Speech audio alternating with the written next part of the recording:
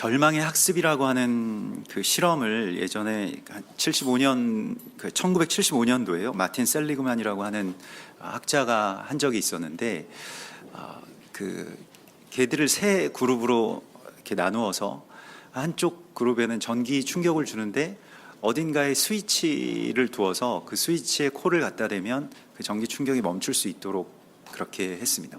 지금은 그 동물 이 보호나 뭐 인권 때문에 뭐 어떨지 모르겠습니다만은, 그리고 나머지 그룹은 이제 그 전기 충격이 있지만 아무리 그 충격을 뭐 어떻게든 뭐 발버둥 치고 뭘 해도 그 계속해서 그 전기가 오르도록 그렇게 해놨고요.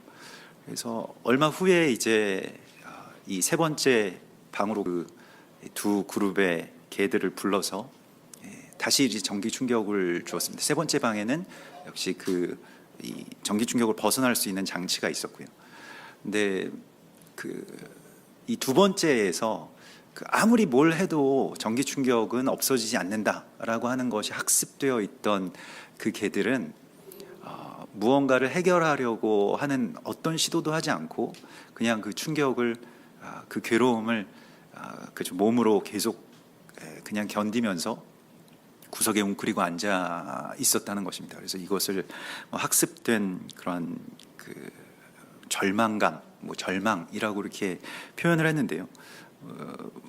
비슷한 이야기로 서커스단의 코끼리가 왜 사육사의 명령에 계속해서 따르는가? 자기보다 훨씬 더 약하고 또 뭐 언제든지 자기 마음대로 이렇게 활개칠 수 있는 그런 힘이 있음에도 불구하고 왜 안 되는가? 어려서부터 계속해서 이 저항할 힘이 없을 때, 그리고 그 밧줄에 묶여서 이 발버둥 쳐도 나갈 수 없을 때 계속 그것이 학습됐기 때문에 밧줄을 끊을 수 있는 나이가 그런 그 힘을 갖췄음에도 불구하고 밧줄만 묶여 있으면 이제 그냥 사육사에게 복종하는 것으로 자기의 삶을 이렇게 결정해 버렸다라고 하는 것이죠. 오늘 이 미가서의 말씀 속에서 뭘 해도 뭐 아무것도 되지 않고, 뭘 해도 이 상황을 개선할 수 없고, 뭘 해도 나라가 좋아질 것 같지 않고, 뭘 해도 뭐 취업이 될 것 같지 않고, 뭘 해도 뭐 어떤 것도 할 수가 없을 것 같은 어떤 그런 무력감에 길들여진 우리의 모습을 이 안에서 보게 됩니다. 아무것도 할 수 없다라고 하는 이 절망의 상황 가운데서 미가 선지자라고 하는 이 선지자는 무엇을 했을까요? 여러분들은 이렇게 절망하실 때 뭐 어떻게 하십니까? 뭘 해도 어떻게 할 수 없다라고 하는 그런 상황 가운데서 여러분들이 하시는 일은 어떤 일입니까? 제가 지난주에 어떤 예전에 알던 어떤 형제와 우연찮게 이렇게 통화를 하게 되었는데, 지금 병원에 있다는 거예요. 그래서 요즘 병원에 입원해 있으면 굉장히 좀 위험한데 뭐 때문에 입원해 있냐 그랬더니 계속 이 만성 장염 때문에 지금 계속 입원해 있다는 거예요. 그래서 증세가 처음에는 코로나랑 비슷해서 굉장히 놀랐는데, 근데 왜 그런 장염이 걸렸냐 이렇게 물어봤더니 자기가 정말 회사에서 너무 고통스러운 일들을 많이 겪었는데, 이렇게 자기를 괴롭히는 상사 밑에서 오랫동안 괴롭힘을 당했는데, 그걸 그 스트레스 때문이기도 하고, 또 그 스트레스를 자기는 어떻게 풀었냐면 먹는 걸로 풀었다는 거예요. 유일한 낙이 먹는 거였다는 거예요. 그래서 저도 작년에 또 형제가 결혼을 해가지고 결혼하기 전에 봤더니 예전에 날렵한 그런 모습이 아니라 정말 막 이렇게 후덕해진 거예요. 그래서 그때도 좀 결혼하기 전에 그래도 턱시도 입으려면 좀 빼야 되겠네 그랬더니 그렇다고. 근데 잘 안 빠진다고. 근데 그 이유가 이제 모든 스트레스를 이제 먹는 걸로, 자기가 할 수 있는 게 아무것도 없으니까요. 그렇다고 직장을 그만둘 수 있는 것도 아니고, 또 부서를 옮길 수 있는 그런 방법도 없고, 그래서 굉장히 고통스러워하다가 결국에는 이제 직장을 그만두게 됐는데, 이제 아직도 그게 해결이 되지 않고 계속 있어가지고 그렇게 있다라고 얘기를 하더라고요. 그래서 참 마음이 안타깝고 좀 슬펐는데, 오늘 이 절망의 상황 가운데서 미가 선지자는 어떻게 하고 있냐면 노래를 부르고 있습니다. 그래서 미가서의 이 7장은 애가입니다. 우리가 애통하는 상황 속에서 글쎄요, 뭐 여러 가지 어떤 뭐 다양한 일들을 할 수 있겠죠. 고통의 순간 속에서 다양한 어떤 시도들을 할 수 있고, 또 그 실험실에 그 75년도에 있었던 그 실험실에 갇혀 있었던 그 개들처럼 우리도 무언가를 하려고 막 발버둥을 치다가 결국에 안 돼서 주저앉아 있는지도 모르겠습니다. 그런데 성경의 많은 사람들, 특별히 이 선지자라고 불리워졌던 많은 사람들은 이러한 상황 가운데서 노래를 했습니다. 이것을 애가라고 부릅니다. 예레미야 선지자도 그렇고요, 이사야 선지자도 그렇고요. 거의 대부분의 선지자들의 그 예언 안에는 지금은 이제 곡조가 남아있지 않고 가사만 남아있기 때문에 그리고 이 번역되었기 때문에 이게 노래인지 아니면 그냥 말씀인지 잘 알 수는 없습니다만은 이 미가서 7장은 그 완벽하게 어떤 한 곡의 노래의 형식을 이렇게 띠고 있습니다. 그래서 일종의 이 애가 슬플 때에 부르는 노래라고 이렇게 일컬어지고요. 그래서 우리가 뭐 기쁠 때도 노래합니다만은 슬플 때 노래를 하는 것으로 뭐 그냥 그 음악이 좋아서 음악을 듣고 또 음악의 어떤 노래를 하고 그것을 통해서 뭐 이 상황을 좀 잊어보려고 하는 그러한 것보다는 훨씬 더 큰 의미를 가진 그러한 노래입니다. 그래서 슬플 때 아주 이 영적인 지혜가 무엇이냐면 찬양하는 것입니다. 절망스러울 때 먼저 찬송을 그냥 해버리는 것입니다. 별로 이렇게 기쁜 일이 없다고 할지라도, 또 뭐 이렇게 잘 될 것 같지 않다고 할지라도, 그래서 그것이 이제 우리의 힘이 되고 그것을 선봉에 항상 내세우는 것이 하나님의 백성과 군대의 어떤 그 필승 전략이죠.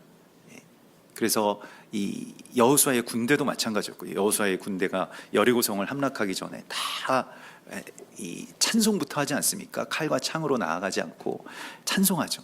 다윗도 골리앗을 향해서 나아갈 때 나는 칼과 창으로 나가는 것이 아니라 만군의 여호와의 이름으로 너에게 간다. 만군의 여호와의 이름을 높이면서 찬송하면서 나아가잖아요. 찬송이 앞에 있게 되면 그런 어떤 이 절망의 여리고성을 향해서 나아갈 수 있는 힘을 우리가 얻게 됩니다. 그래서 우리가 아무것도 할 수 없는 어떤 절망적인 상황, 삶에 있어서든 아니면 뭐 국가적으로든 뭐 전 세계적으로든 이게 뭐가 될 수 있을까? 글쎄요, 우리도 지난 70년 동안 통일이라고 하는 것은 뭐 안 되는 것이다, 이렇게 해서 다 그걸 그런 어떤 무력감을 인정하는 그런 분위기입니다. 지금 뭐 또 북이 핵을 가지고 있기 때문에 더 그렇죠. 저도 이렇게 좀 미워하는 사람이 있으면 안 좋은데, 저한테 별로 안 좋은데, 제가 미워하는 사람이 뭐 멀리 저 북쪽에 있습니다. 그래서 밤에 가끔씩 잠도 안 오고 미워가지고요.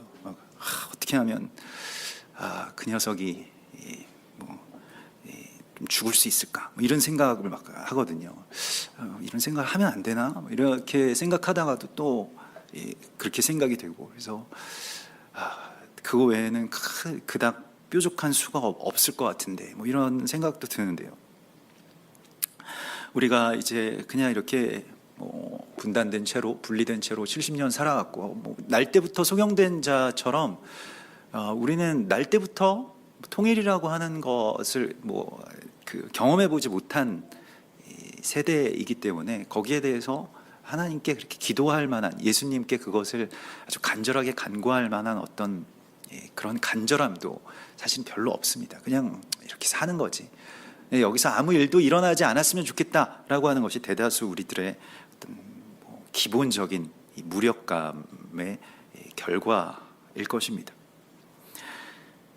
그러나 주님의 사람은, 또 주님의 선지자는 이러한 상황 가운데서 하나님 앞에 탄식하면서 노래하기 시작합니다. 노래는 찬송이고 또 찬송은 일종의 기도입니다. 그래서 하나님 앞에 기도하는 거예요.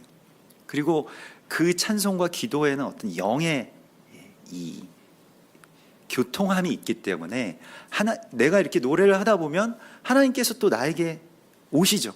그러니까 내가 그냥 나 스스로가 노래하는 것뿐만이 아니라 주님이 나에게 그렇게 비추어 오시는 그러한 이 애가를 오늘 하나님께서 우리 가운데 들려주십니다. 그래서 오늘 이 선지자는 이렇게 노래하고 있습니다.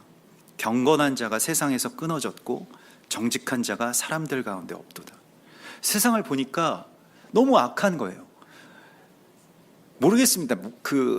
뭐 착각이라고도 얘기하는 분들이 있는데 너무 세상이 악해진 것 같지 않은가?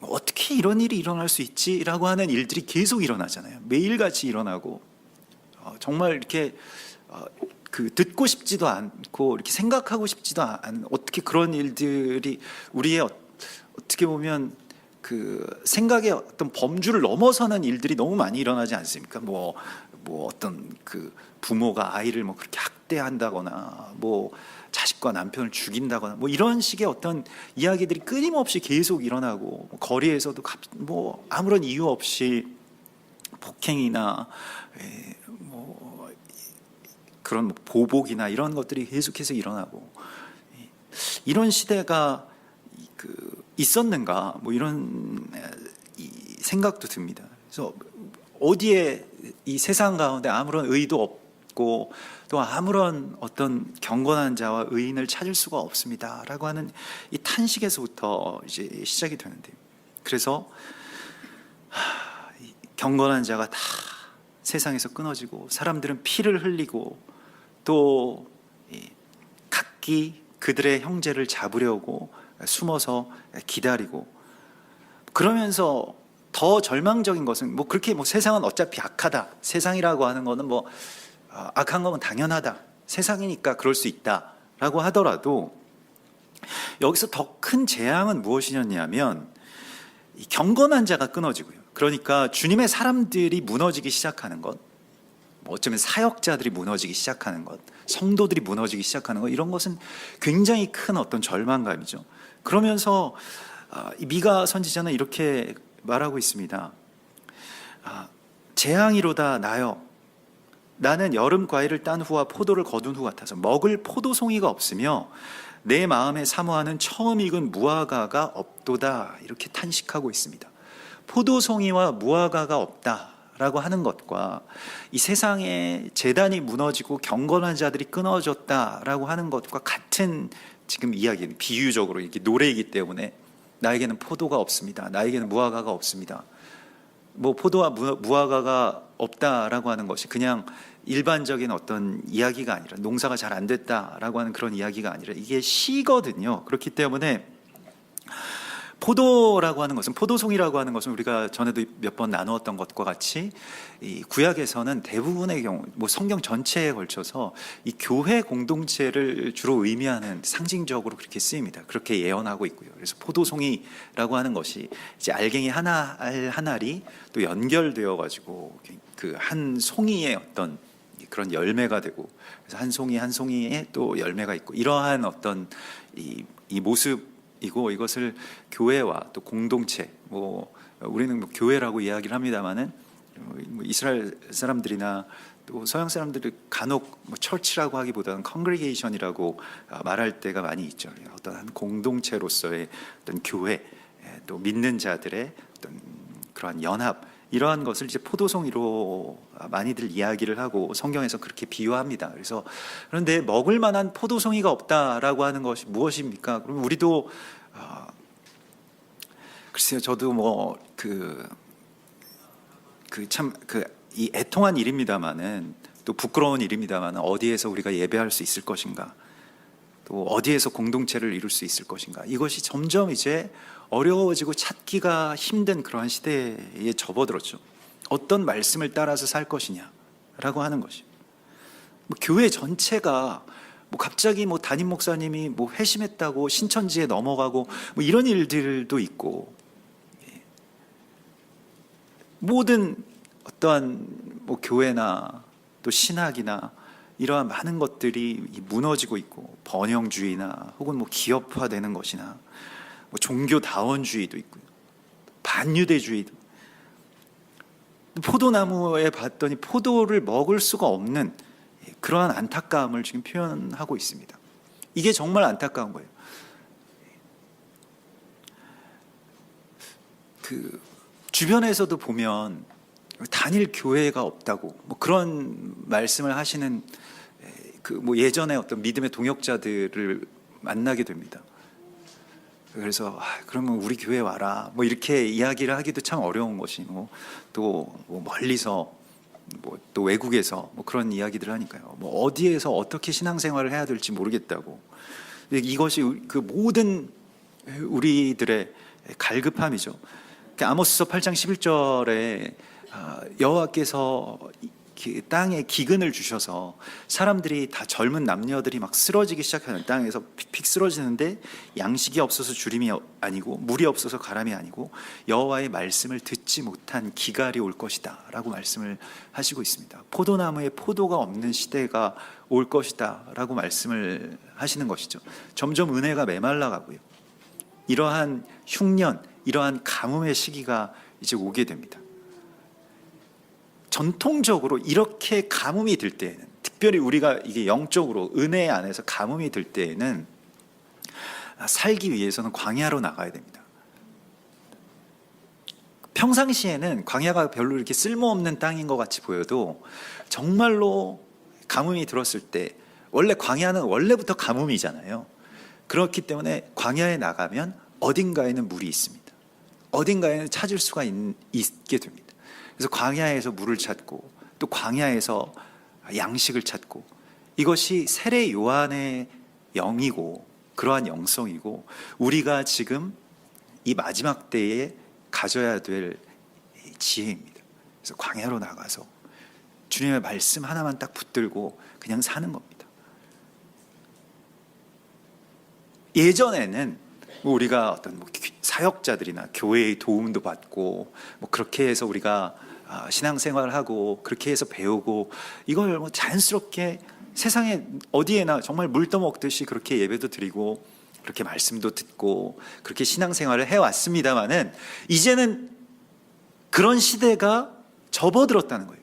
그래서 우리가 물을 스스로 찾아야 되고요, 정말 어렵지만 그 광야의 아주 그 떼약볕에서 뭐 몇 시간씩 걸어서 이거 걷다가 물 못 찾으면 죽는다 할지라도 어떻게든 찾아내서 그 물을 마셔야 되는 그러한 흉년의 시간이 지금 왔다는 것입니다. 엘리야처럼 또 세례 요한처럼 광야를 향해서 침노하는 자가 되라고 주께서 말씀을 하십니다. 우리가 말씀을 어디서나 이제 들을 수 있고, 또 어떤 말씀이든지 물론 뭐 우리에게 다 지금도 유익하고 은혜가 될 수 있겠습니다만은, 그러나 이 말씀의 기근의 시대에는 스스로 그 말씀을 주님의 눈으로 찾게 해달라고 우리가 간구하면서 돌파해서 나아가야 됩니다. 그래서 세례 요한이 그 어떤 제도나 아니면 자신의 어떤 신분 안에 갇혀 있지 않고 광야를 향해서 나아갔던 것처럼요, 무엇을 발견하려고 세례 요한이 나아갔습니까? 주님의 말씀을 발견하기 위해서 나아가는 것이죠.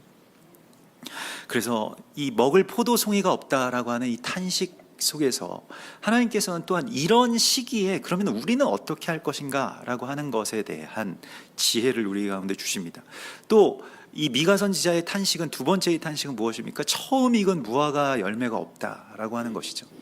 예수와께서도 그렇게 탄식하셨죠. 그 벳바게 이 지역에 이르셨을 때에 그 무화과의 열매가 없다라고 하는 것에 대하여서요,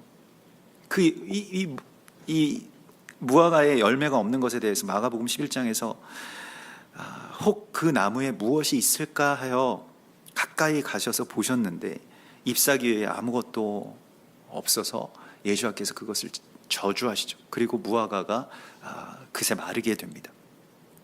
그것은 이스라엘을 상징하죠. 이스라엘의 그 처음 익은 무화과 열매가 없다라고 하는 것은, 처음 익은 무화과 열매, 뭐 무화과 나무에서 돋은 새순, 뭐 이러한 것들이 다 이제 이스라엘의 돌이킴, 그러니까 이 하나님의 백성들, 또 하나님의 택하신 이 장자가 주님 앞으로 다시 돌아오게 되는 바로 그 일을 말합니다. 그래서 무화과 나무에 열매가 없습니다라고 하는 것이 이 미가 선지자의 탄식인 것처럼, 또한 교회의 탄식은 무화과 나무에 열매가 있냐 없냐라고 하는 것이어야 된다고 주께서 말씀하십니다. 우리가 돈이 있냐 없냐 이게 우리의 탄식의 이유가 아니고요, 무화과 나무에 열매가 있냐 없냐라고 하는 것에 대해서 탄식하는 것, 그것이 이제 회복의 열쇠입니다. 교회가 회복되려면 이 이스라엘, 이 무화과 나무의 상태가 어떠한가에 따라서 우리가 결정됩니다. 반대로 이스라엘이 회복되기 위해서는 이 이방의 충만함, 이 열방의 교회들과 성도들이 어떠한가라고 하는 것에 결정이 된다라고 하는 것이죠. 이런 서로에 대한 결정이 이 어머니와 아버지와 자녀들과의 어떤 그런 관계처럼요, 서로 영향이 있는 거예요. 서로 연결되어 있기 때문에 그렇습니다. 아버지가 엉망인데 아이가 온전케 보호를 받고 자랄 수 있겠습니까? 또 아이가 막 엉망이고 죽어가고 있는데 아버지가 평안하게 살 수 있을까요? 어머니가 그냥 호의호식하면서 그냥 그렇게 지낼 수 있겠습니까? 그렇지 못하죠. 탄식할 것입니다. 마찬가지로 교회가 이스라엘에 대한 탄식을 그치게 된다면 그냥 이스라엘이 어떻게 되느냐 이것이 문제가 아니고 우리가 죽게 된다는 것입니다. 지난 오랜 시간 동안 교회는 이스라엘에 대해서 탄식하지 않았습니다. 이스라엘 어떤지에 대해서 별로 관심도 없었고요, 그냥 없어진 나라로만 알고 있었고 교회로 대체된 것이라고 그렇게 우리가 배워왔고 믿어왔고 지금도 많은 사람들이 그렇게 생각하면서 살아갑니다. 이스라엘 얘기하면 뭔가 좀 그냥 독특한 어떤 일이라서 궁금하긴 한데, 아니면 좀 이상한 일이어가지고 그건 좀 경계해야 되는 일처럼 그렇게 느끼시는 분들도 많이 계시죠. 그러나 우리의 온전함이 어디에 달려 있는지 성경은 서로에게 그것을 그렇게 부여해 주셨습니다. 그 책임과 또 그러한 영향을요. 그래서 이게 각자가 그냥 각자가 살아가는 것이 아니라 무화과와 포도나무는 같이 연결되어서 서로를 향해서 이렇게 주고받는 그런 생명이 있다는 겁니다. 이게 하나님의 계획이고요, 이게 한 세 사람의 계획입니다. 그런데 오늘 미가 선지자는 이제 이 처음 익은 무화과가 없는 것에 대한 탄식을 하나님께서 그렇게 우리 가운데 보여주면서, 이 미가서 7장의 이 노래는, 이 노래라고 하는 것도 여러분들도 노래를 어떤 노래를 좋아하시는지 모르겠습니다만, 노래가 굉장히 논리적인 노래가 많지는 않죠. 그냥 어떤 느낌, 감정이 이렇게 연결되는 식으로 이렇게 가기 때문에 이 미가서 7장의 말씀도 이렇게 논리적으로 이렇게 말씀했다가 이렇게 되고 이러한 것이 아닙니다. 이렇게 감정, 이게 어떤 그러한 상태로 이렇게 노래가 되고 있거든요. 그러면서 이제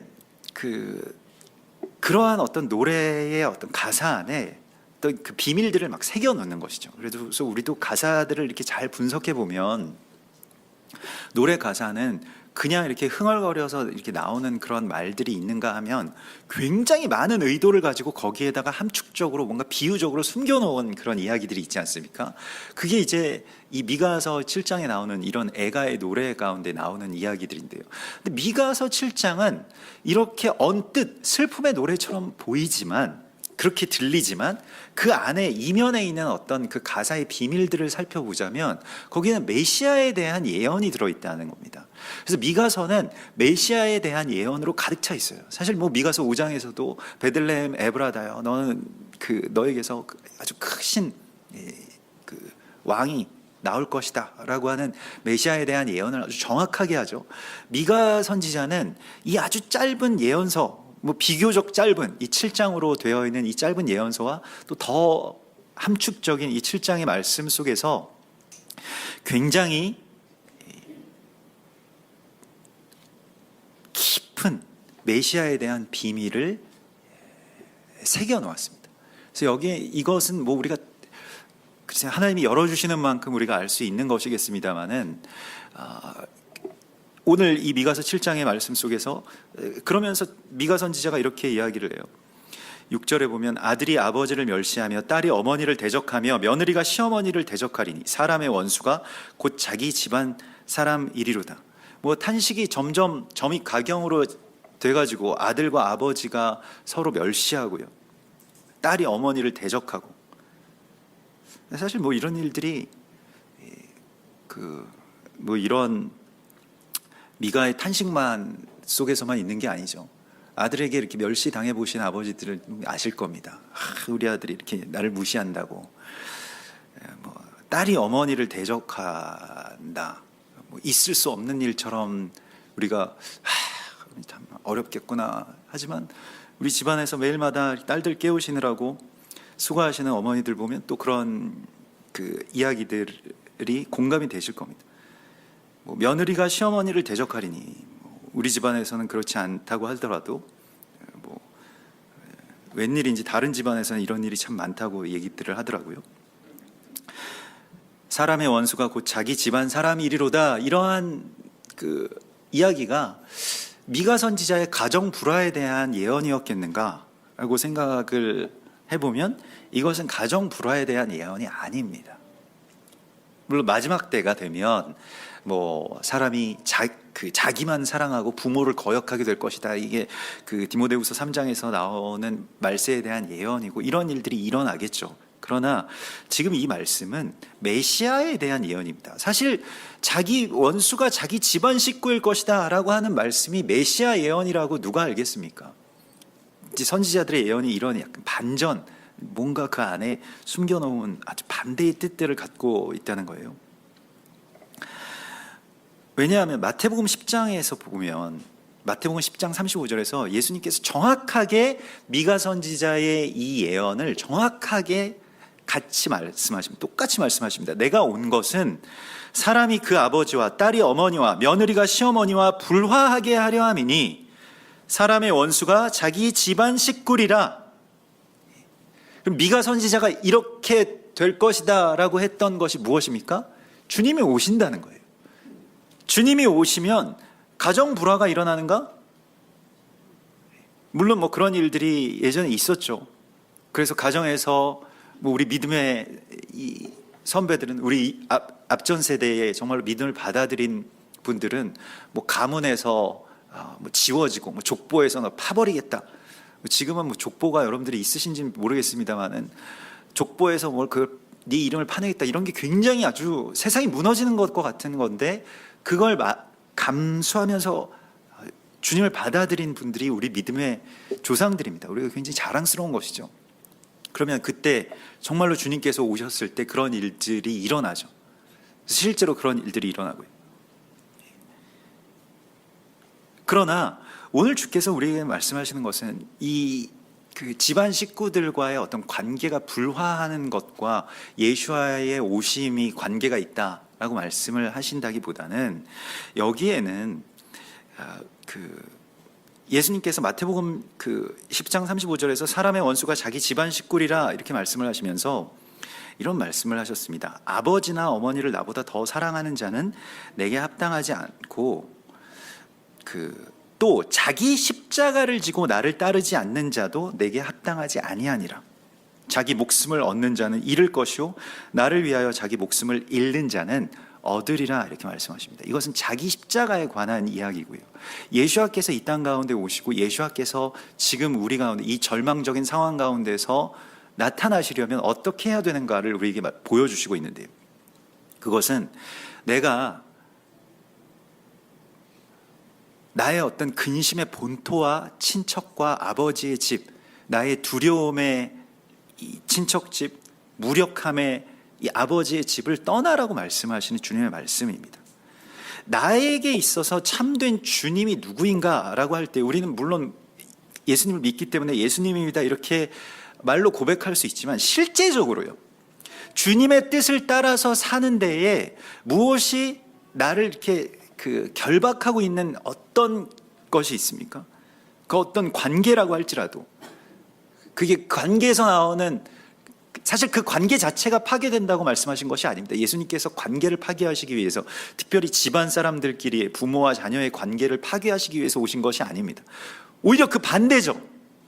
서로에게로 마음이 돌이켜지지 않으면 두렵건대 내가 와서 너희를 칠 것이다 라고 말씀을 하셨기 때문에 주님은 그것을 연결시키기 위해서 오신 것이 분명합니다. 그러나 사람이 자기 원수가 자기 집안 식구이리라 라고 하는 것을 더 개인적으로 아주 내면화시켜 보자면, 내 안에서 무언가 나를 더 이상 주님의 뜻을 따라서 나아가지 못하게 하는 무언가가 있다는 겁니다. 그게 실제로 뭐 사람 사이의 관계일 수도 있고요, 그게 뭐 부모님과의 어떤 뭐 정일 수도 있고요, 자식들에 대한 어떤 부성애나 모성애일 수도 있습니다.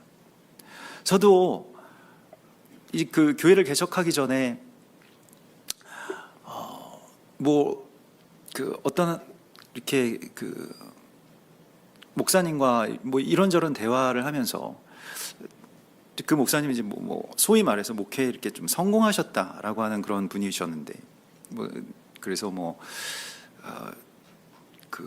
저의 얘기를 이렇게 쭉 들으시더니 제가 이제 이러이러해서 이스라엘 품고 또 원유맨에 대한 어떤 사명으로 좀 그 개척교회를 섬겨야 될 것 같습니다, 이렇게 말씀을 드렸더니, 네가 하는 얘기들이 참 어떤 면에서는 참 좋은데 너무 이상적이다 라고 이렇게 얘기하시면서, 너도 이제 자식들이 있지 않느냐, 자식들 생각했을 때 지금 이거 뭐 다 뿌리치고 버리고 뭐 교단도 뭐 가입 안 하고 그렇게 목회를 할 수가 있겠느냐, 현실적으로 저에게 정말 뭐 위에서 말씀하신 것이죠.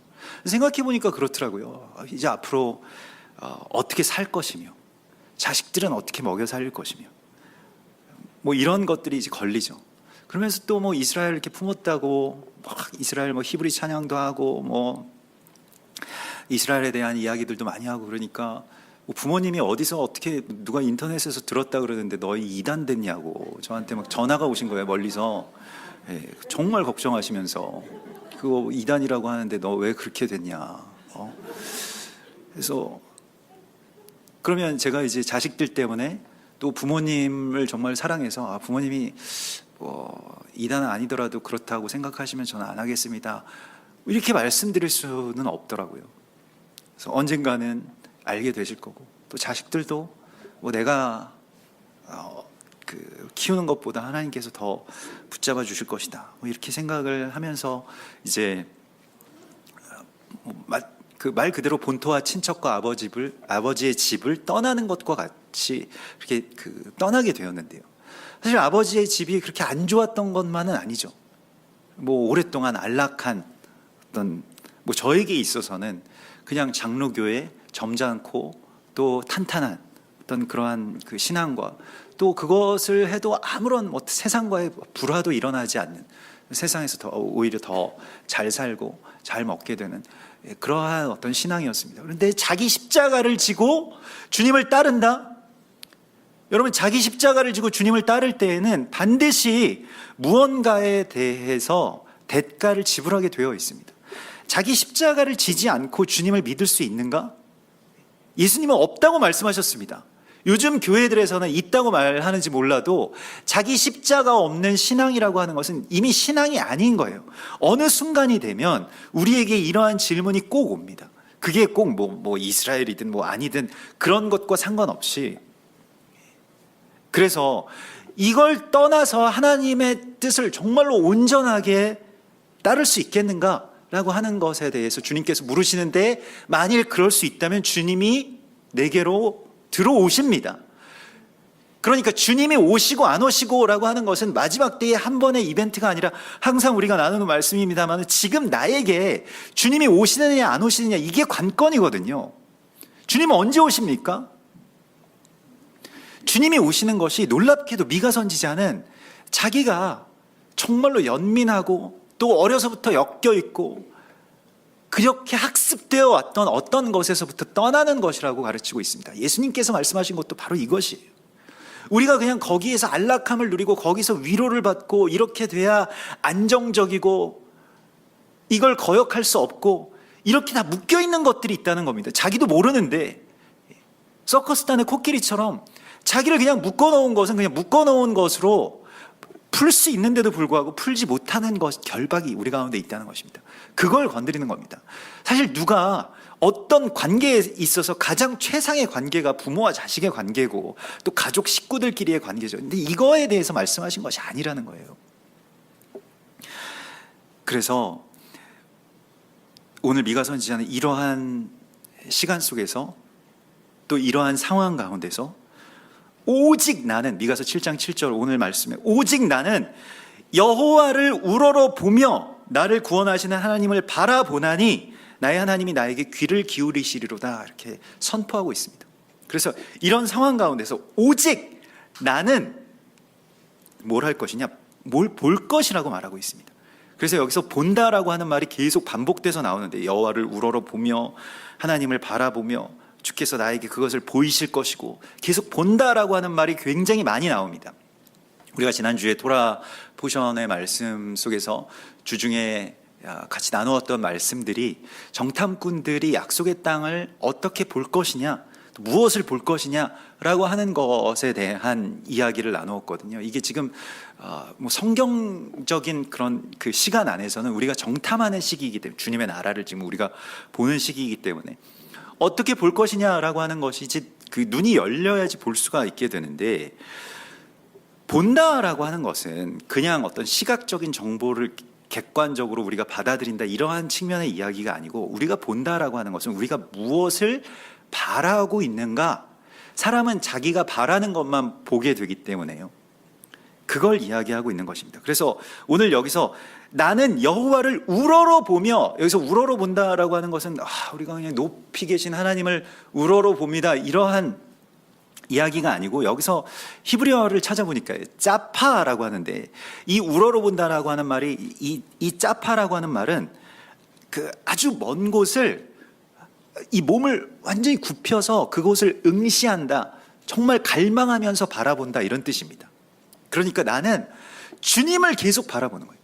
근데 그냥 바라보는 게 아니라, 주님 저기 계시네, 저쪽에 계시네, 참 좋으시겠네, 천국에 계시는구나, 이러한 것이 아니라, 이 바란다는 것, 이 우리가 본다라고 하는 것은 주님이 정말 멀리 계시는 그 주님이 나에게 올 것에 대해서 갈망하면서 본다는 것입니다. 우리가 주님을 보는 이 눈이 회복되어야만 주님이 우리 가운데 오시는 것입니다.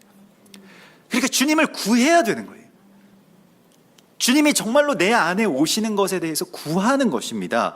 그래서 여기서 나는 여호와를 우러러 보며 갈망하며, 또 이건 자세하게 보고 기다리고, 뭐 이런 뜻입니다. 그래서 좀 그 갈망하면서 기다린다는 뜻이 더 많이 있습니다. 그리고 나를 구원하시는 하나님을 바라보나니, 여기서 바라본다라고 하는 말도 역시 마찬가지로 기다린다, 또 아주 끈기 있게 기다린다, 괴로워도 그 자리에 머물러 있는다라고 하는 그런 뜻을 갖고 있습니다. 두 개의 히브리어가 다 그냥 단순히 본다라고 하는 것보다는 갈망하고 기다릴 것입니다 라고 하는 것을 그렇게 선포하고 있습니다. 우리의 이 보는 것, 우리가 보게 될 것에 대해서 하나님 우리에게 어떠한 마음을 가져야 될지를 보여주시고 있습니다. 여호수아와 갈렙의 눈이 이랬죠. 약속의 땅의 아름다운 실과를 어떻게든 발견하려고 했고요, 그 땅에 흐르는 젖과 꿀이 어떠한지를 어떻게든 갈망했기 때문에 그들의 눈에는 그것이 보인 것입니다. 어쩌면 우리의 삶의 자리에서 우리에게 보여주시는 것, 그래서 우리를 그러한 정탐꾼으로, 그러한 관측자로, 그것에 대해서 우리가 어떻게 말하고 또 어떻게 이름 붙일 것인가를 보시는 것이 이제 하나님이 우리를 창조하신 이유이기도 합니다. 우리는 거기에 대해서 규정할 수 있는 자이고요, 또 그렇게 보고 말하는 대로 되는 그러한 권세를 하나님께서 우리 가운데 부여해 주셨기 때문입니다. 그래서 이게 뭐 그 성경은 이렇게 보통 여타의 어떤 종교들처럼 어떤 신과 그냥 정말 연약하고 뭐 어떤 어떻게 보면 순간적으로 쓰러질 어떤 그 인간과의 관계로서 우리를 대하시지 않습니다. 성경은 어쩌면 우리에게 이 하나님의 권세를 부여해 주신 어떤 신적인 존재로서 계속해서 우리를 부르시고 있습니다. 우리 뭐 그것을 신성 모독이라고 생각을 할 수도 있겠습니다만은, 하나님을 높이지 않는 것이 아니라 하나님이 내 안으로 들어오시는 하나님의 이야기가 성경이 우리 가운데에 허락하여 주시는, 이게 지금 모든 만물들 위에 그리스도 예수께서 우리를 이렇게 높이신 이유이거든요. 그래서 글쎄요, 뭐 그냥 어떤 이 생물학적으로나 어떤 뭐 과학적으로 우리가 뭐 마음껏 뭐 돼지를 잡아먹거나 소를 잡아먹거나 뭐 세상에 있는 뭐 식물들이나 개미들을 뭐 죽이거나 할 수 있는 그러한 권리도 없고, 그들보다 절대로 어떤 가치에서도 더 우월하다고 할 수 없을 것입니다. 그냥 어떤 뭐 생태적으로 보면 사람들이 활동을 별로 하지 않고 또 많지 않을 때 오히려 지구가 더 좋아질 수도 있겠죠. 그러나 하나님께서는 우리가 정말로 하나님의 마음으로 또 하나님의 능력으로 이 땅 가운데 살아갈 수 있도록 계획하시고 우리를 지으셨습니다. 그렇기 때문에 만일 하나님이 우리를 택하신 것이 아니라고 한다면 어떤 근거도 없어요. 우리가 이 자연에서 뭐 일종의 최상위의 포식자가 될 만한 어떠한 그런 근거도 없습니다만은, 그러나 주님이 오늘 우리 가운데 오셔서 우리를 정말 존귀한 자로 여기셨는데, 우리가 이제 주님의 그 나라를 정말 제대로 보기 위해서는, 우리가 지난주에도 계속해서 그 보는 것에 대해서는 어떻게 그걸 볼 것이냐라고 하는 것에 대해서 나누었었는데요. 우리가 무언가를 정말 제대로 보기 위해서는 빛이 있어야 됩니다. 빛이 없으면 볼 수가 없어요. 그렇기 때문에 이제 빛을 통해서 우리가 보게 되는 것입니다. 우리가 보는 것은 이게 실제적으로도 어떤 빛이 반사된 그 빛을 보는 것이죠. 빛을 보게 해주셨습니다. 그래서 요한복음 9장 5절에서도 예수님께서 날 때부터 소경된 자를 치유해 주실 때 이 말씀을 하시고 치유해 주십니다. 요한복음 9장 5절에서 내가 세상에 있는 동안에는 세상의 빛이로라, 이 말씀을 하시고 땅에 침을 뱉어 진흙을 이겨 그의 눈에 바르시고 실로암으로 가서 그것을 씻으라고 말씀을 하시죠. 주님이 우리의 빛이시라고 하는 것을, 우리가 다른 것으로 우리 볼 수 있는 것이 아니라 내가 뭐 많이 공부해서 뭐 많은 어떤 정보를 알고 뭐 여러 경험을 통해서 보게 되는 것이 아니라, 우리가 볼 수 있게 되는 것은 그리스도 예수와 그 말씀으로 인해서 볼 수 있는 것입니다. 그래서 말씀의 빛이 켜져야 우리의 눈이 밝혀지게 됩니다. 그래서 우리의 삶 가운데 말씀의 빛을 켜놓지 않으면 우리도 어둡잖아요. 다른 빛들 때문에 말씀의 빛들이 꺼지지 않았는지를 좀 확인해 봐야 됩니다. 근데 말씀의 빛은 물론 굉장히 막 밝게 비치고 뭐 늘 스위치만 켜면 환하게 비치면 참 좋겠습니다만은, 말씀의 빛은 글쎄요, 그렇게 밝게 비치는 어떤 그런 빛의 모습은 아닙니다. 우리가 그 빛의 어떤 줄기를 찾아가기 위해서는 그 빛에 주목해야 되고 그 빛 가운데로 나아가야 되죠. 그래서 제가 얼마 전에 이렇게 뭐 더워서 이렇게 좀 뭐 잠도 안 하고 막 이렇게 있는데, 아이들도 뭐 이렇게 방에서 막 이렇게 자다가 막 소리를 지르고 뭐 아빠 아프세요 막 이래가지고, 내일 새벽 예배 가야 되는데 얘네들 또 혼내야 되겠다 이렇게 결심하고 이제 방에 갔는데, 아이들이 막 이 뒷뜰에 창을 열고 저기 반딧불이 있다는 거예요. 그래서 보니까 정말 반딧불들이 막 반짝반짝 하는 거예요. 너무 신기해서 이제 저도 뭐 지금은 시골에 살지만 원래는 서울 사람이라 반딧불을 보고 본 적이 없거든요. 반딧불 본 적이 없거든요. 그래서 나가서 이제 반딧불을 막 이렇게 보는데 정말 이렇게 작은 빛들이 막 이렇게 떠다니는 거예요.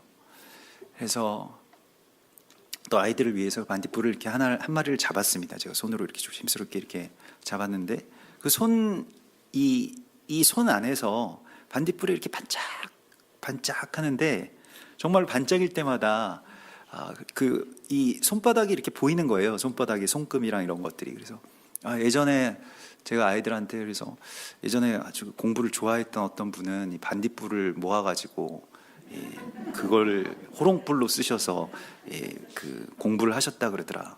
너희도 이제 영어와 수학을 한번 꺼내볼까? 뭐 이렇게 얘기를 했는데, 근데 이제 그러면서 며칠 동안 그렇게 반딧불을 관측했는데, 그 반딧불을 관찰했는데, 반딧불이 항상 애들 말로는 12시나 돼야지 나온다는 거예요. 그전에는 안 나온대요. 그래서 그런가 보다. 그래서 12시, 왜 반딧불은 12시부터 활동을 할까? 생각을 해봤더니 12시에 아이들이 방에 불을 끄더라고요. 늦게까지 막 뭐 책 보고 뭐 장난하고 이러다가, 그러니까 집안에 불을 끄는 순간 반딧불이 보였던 거죠. 그 전에 있었겠죠. 10시에도 나왔을 거고 9시에도 나왔을 거고 더 일찍 나왔겠죠. 근데 집안에 불이 훤하니까 반딧불을 볼 수 없었던 거죠. 그래서 정말로 다른 불이 너무 세서 우리 너무 많은 빛 가운데, 다른 빛 가운데 살고 있지 않습니까? 빛이 너무 많이 지금 눈에 들어와요. 다른 빛들이요. 저도 뭐 계속 눈이 계속해서 안 좋아져가지고 이제 가까이 있는 게 정말 잘 안 보이는 그러한 때가 됐는데, 왜 그런가 이렇게 싶었더니, 그냥 노화 때문인가 이렇게 싶었더니, 이게 그 핸드폰, 이거 밤에 뭐 이렇게 또 핸드폰 본다고 누워서 이렇게 보다가 눈이 안 좋아졌구나 이런 생각도 들더라고요. 그러면서 빛이 너무 많이 눈에 들어오는구나 살면서. 그렇게 생각이 들고, 어두울 때는 좀 어두워야 되는데, 근데 사실 이상하게 이 한국의 주거 문화는 이 천장에 다 이 빛을 달아놨잖아요. 그래서 언제나 이렇게 다 밝잖아요.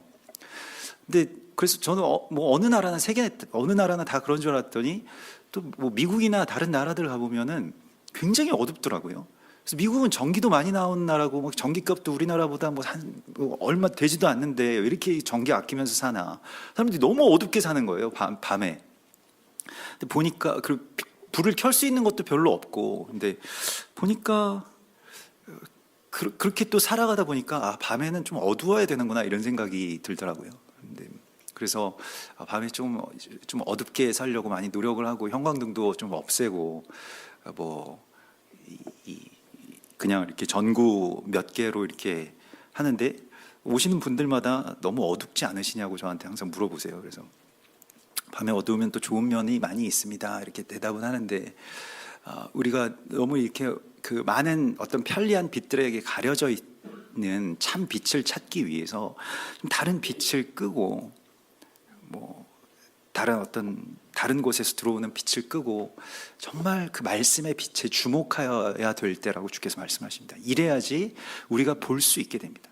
우리가 지금 뭐 정말 많은 미혹과 또 많은 판단 가운데 우리가 살아가고 있는데, 지금 이러한 시대에서 우리가 무언가를 제대로 보기 위해서는 제대로 알아봐야만 제대로 보는 것이 아니고, 정말 주님을 갈망하면서 말씀의 빛 가운데 있을 때에만 우리 눈에 제대로 보이게 되어 있습니다.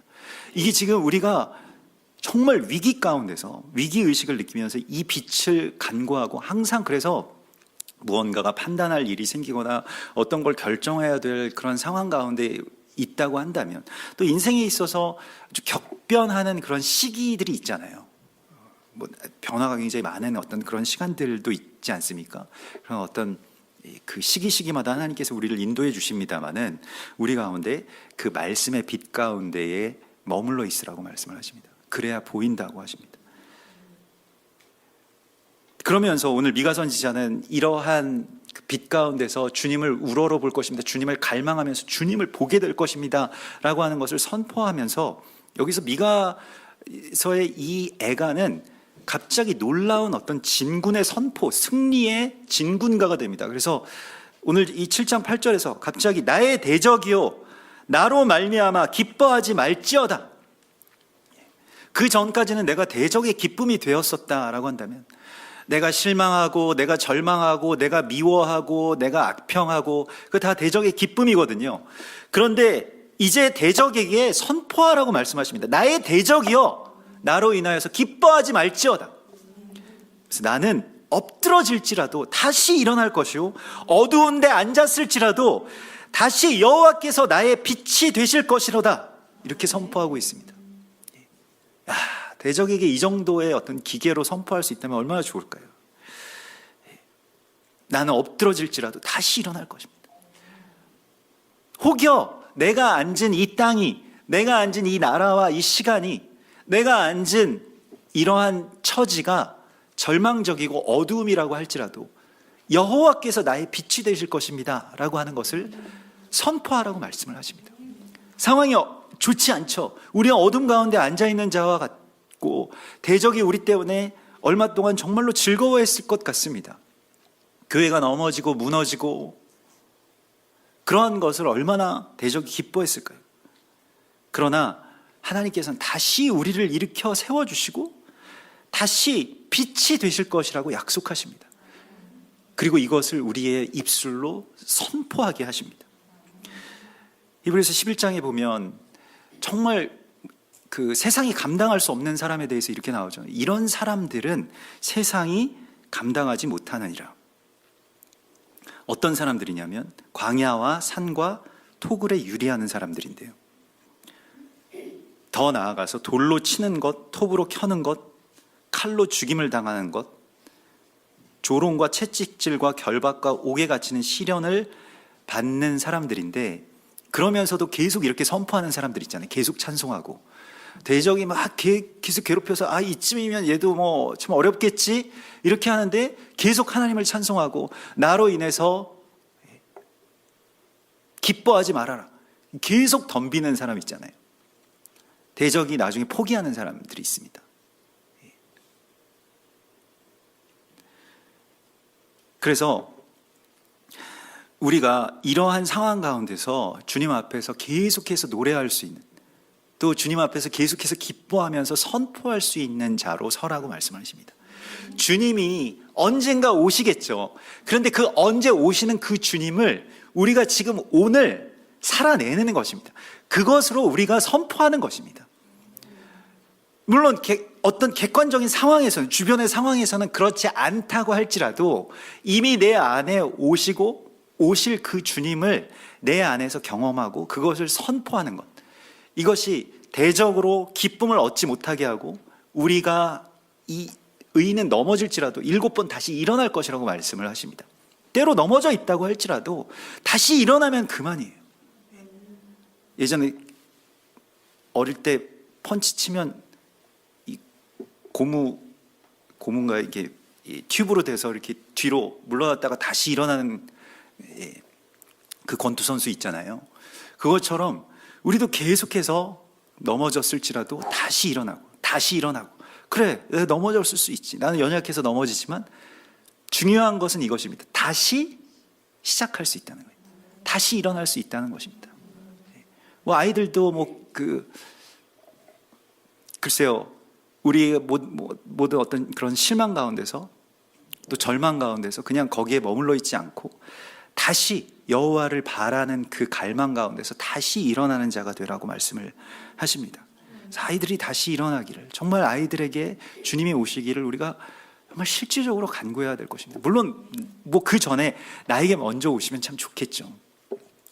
아이들에게 정말 그 일들이 일어나기를 우리가 정말 간절하게 구하고 바라고 있습니다. 그래서 우리가 지금 그 주일학교를 하지 못하기 때문에 아이들을 같이 이렇게 예배 드리고 있잖아요. 그래서 요즘에 이렇게 목사님 설교가 이렇게 짧고 또 막 재미난 이야기만 많이 하시려고 하시냐, 그래서 말씀으로 좀 다시 돌아가셔야 되는 거 아니냐, 이렇게 그 주변에서 이제 걱정을 하셔가지고 제가 말씀을 떠난 게 아니라 우리 자녀들이 이제 말씀을 듣는데 너무 이렇게 막 1시간씩 하면 1시간 반, 2시간 이렇게 되면 힘드니까 자녀들에게 조금 초점을 맞추느라고 좀 그랬습니다만은, 또 자녀들도 이제 어느 정도 이렇게 성장한 것 같아요. 그 사이에 이 코로나 국면에서 같이 예배드리면서 목사님 요즘에 말씀이 너무 재밌는데 좀 짧은 것 같아요. 이렇게 애들이 그렇게 얘기를 할 정도니까 우리 이제 좀 됐구나, 이제는 너희들이 이제 컸구나, 이런 생각도 들더라고요. 자녀들에게 점점 주님께서 이렇게 가까이 오시고 또 임하시는 것을 우리가 보게 됩니다. 그래서 정말 우리 아이들이 정말 주님이 느껴지고 주님 살아계심을 정말로 알게 되고 그걸로 말미암아서 이 세상이 이길 수 없는 이 어두운 세상 가운데 우리 자녀들이 앉을지라도 정말로 이길 수 있는 그런 힘을 갖추게 되는 것, 이게 이제 우리의 사역이어야 되고 우리의 소망입니다. 이걸 위해서 또 우리가 살아가야 할 것입니다. 그래서 우리가 뭐 나라가 어렵다고 하고 교회와 재단이 무너져 간다고 하지만은, 그러나 정말 이렇게 세상이 무너지고 정말 어려운 것 같은 이런 상황 속에서도 다시 일어날 것이라고 말씀하십니다. 교회는 엎드러질지라도 다시 일어날 것입니다. 이 나라가 어둠 가운데 앉았을지라도 다시 주님께서 우리의 빛이 되실 것입니다. 예수아가 우리의 빛이 되시는 그 날을 우리가 먼저 선포하는 것입니다. 대적이 지금 기뻐할 필요 없다고 우리가 선포하라고 말씀을 하십니다. 그래서 모든 이러한 선포, 이거 근거 없는 어떤 자신감이 아니고요, 이것에 대한 근거가 무엇이냐라고 하면 성경 모든 말씀에는 주님이 심판하실 것이기 때문이다 라고 말씀하고 있습니다. 그리고 오늘 이 말씀에서도 9절에 내가 여호와께 범죄하였으니 그의 진노를 당하려니와 마침내 주께서 나를 위하여 논쟁하시고 심판하시며 주께서 나를 인도하사 광명에 이르게 하시리니 내가 그의 공의를 보리로다, 이렇게 말씀을 하고 있습니다. 주님의 심판 때문이에요. 주님이 심판하실 것이기 때문에 우리에게 이것을 통해서 자신을 갖고 위로를 받으라고 말씀을 하십니다. 마침내 주님께서 오셔서 무엇을 하신다고? 심판하시는데 뭐 그 악한 자들을 다 쓸어버리시는 그러한 심판이 아닙니다. 주님이 이 땅 가운데 오셔서 행하시는 그 심판은 그런 심판이 아니에요. 아니, 죄인들을 위해서 죽으신 주님이 이 땅 가운데 다시 오셔서 너는 악하니까 죽어야 된다, 이렇게 말씀하실까요? 그게 예전에 십자가에서 죽으신 예수님의 그 본 모습일까요?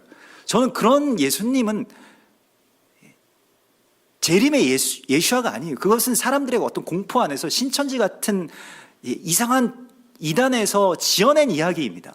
주님이 이 땅 가운데 오셔서 행하시는 심판은 나머지 사람들을 싹쓸이해서 죽인다라고 하는 그런 심판이 아닙니다.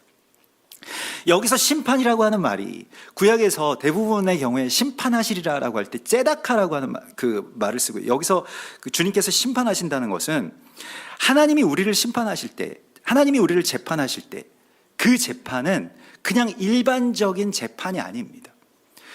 공의를, 미가서는 그 공의에 대해서 굉장히 초점이 맞춰져 있고, 미가서 6장 7절에 사람아 주께서 선한 것이 무엇임을 너희에게 보이셨나니, 인자가 마땅히 공의를 행하고 여호와께서 우리에게 기뻐하시는 것이 오직 공의를 행하며 인자를 사랑하며 겸손히 내 하나님과 함께 행하는 것이 아니겠느냐라고 주님께서 말씀하신 이 공의의 이야기입니다. 근데 공의가 뭐냐? 뭐 안 좋은 것들을, 이 뭐가 억울해진 것들을 다시 바로잡는 것을 이제 보통 일반적인 세상의 공의라고 생각합니다. 그래서 뭐 안 좋은 것들을 청산하고 뭘 어떻게 바로잡고 뭘 개혁하고 이렇게 해서 공의를 실현할 수 있다고 말합니다. 예전에 뭐 이 사회주의 혁명에서는 그냥 뭐 부자들을 다 때려잡으면 가난한 자들이 그 살 수 있게 되고 더 이상 가난하지 않게 되고, 그래서 우리가 공의를 이룰 수 있다라고 그렇게 가르쳤습니다. 그런데 성경에서 말씀하고 있는 이 공의라고 하는 말은 ጼ다카라고 해서 이 무엇을 어떤 사회 정의나 이 덕에 초점이 맞춰져 있는 것이 아니라, 뭘 잘못된 걸 바로잡는 데 초점이 맞춰져 있는 게 아니라, 이 ጼ다카라고 하는 것은 덕에 초점이 맞춰져 있습니다. 그러니까 무언가가 좀 세상이 무너진 어떤 그런 틈들이 있으면 그거 어떻게 주님이 심판하시는가? 주님이 오셔서 나쁜 놈들을 싹 쓸어버리시는 것으로 심판하시는 것이 아니라 주님의 사람들을 보내셔서 어떻게 하시냐면 그 부족한 부분들을 사랑과 섬김으로 채우는 것을 통해서 심판하십니다. 이게 주님의 심판입니다.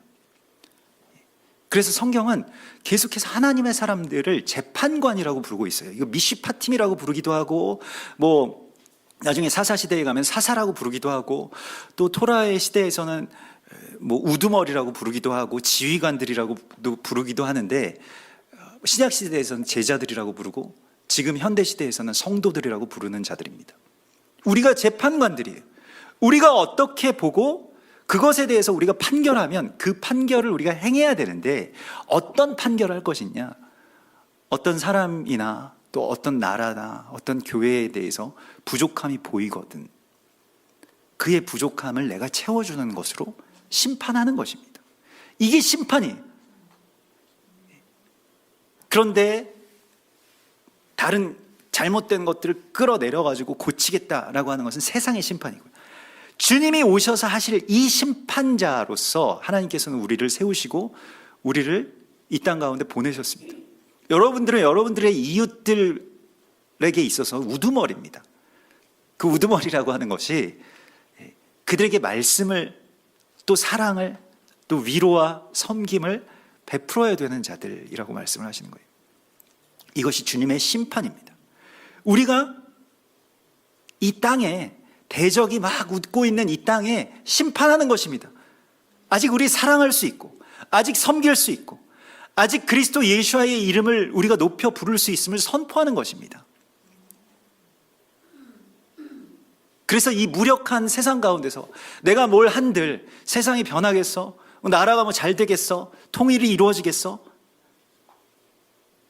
우리를 이렇게 무력하게 만들었던 대적에 대하여서 다시 그 결박을 끊어내고 우리가 아주 어려서부터 어쩌면 날 때부터 그렇게 학습되어 있던 그런 모든 무력에서 벗어나서 정말로 우리는 하나님의 아들들로서 하나님께서 우리를 세워주신 그러한 존귀한 자들임을 다시 깨달으라고 말씀하십니다. 내가 이 세상 가운데서 그리스도 예수와의 심판을 감당하는 순간 세상은 달라지게 되어 있습니다. 한 사람이 정말 작은 점과 같은 그 한 사람의 역사가 세상의 많은 것들을 바꿀 것입니다. 여러분들 한 분 한 분이 주님께서 택하신 그러한 귀한 하나님의 보내신 자들이라고 말씀하십니다. 같이 기도하겠습니다. 주님 감사합니다. 우리 이 어려운 시간 속에서 또 절망의 세대 가운데서 우리가 다시 주님 안에서 빛을 보게 하여 주시고 또한 그 빛 가운데서 다시 주님 오실 날을 기대하며 갈망하며 또 이 땅에 거룩하신 그리스도 예수와의 재판을 그 심판을 선포할 자들로 우리를 세워주신 것을 믿사오니 주여 우리가 절망이나 환난 가운데서도 또 곤고나 기근이나 다른 여러 재앙들 속에서도 오직 주의 이름을 높이며 주를 사랑하며 주님을 찬양하며 대적을 향해서 담대하게 선포하며 적진을 향해서 달리는 거룩한 주님의 백성들 되게 하여 주시옵소서. 오늘 이 시간 특별히 우리의 자녀들 주님께서 붙들어 주시고 주님의 능력으로 또 주님의 이름으로 우리 가운데 채워주시고 또 새롭게 하여 주실 것을 믿습니다. 또한 주님께서 만나 주실 것을 믿습니다. 그래서 어서 속히 주여 이들에게 오셔서 하나님의 거룩한 나라를 이루게 하여 주시옵소서. 거룩하신 예수와 메시아의 이름으로 감사하며 기도드리옵나이다. 우리